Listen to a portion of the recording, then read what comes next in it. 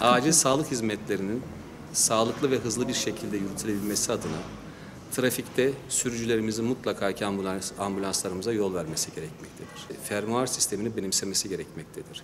Fermuar sistemi sağ şeritteki araçların sağ tarafa, sol şeritteki araçların sol tarafa açılarak ortada ambulansa bir koridor hat oluşturması demektir. Acil çağrı hatlarına gereksiz arama yapılmaması, ihtiyacı olan hastanın, vatandaşın, yaralının daha hızlı ulaşmasını sağlayacak.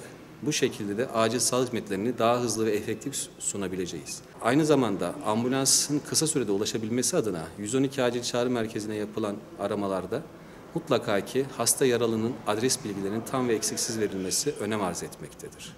Çünkü ambulansta biz de olabiliriz, sevdiklerimiz de olabilir, yakınlarımız da olabilir. Bu vatandaşlarımızın ve hepimizin sorumluluğudur.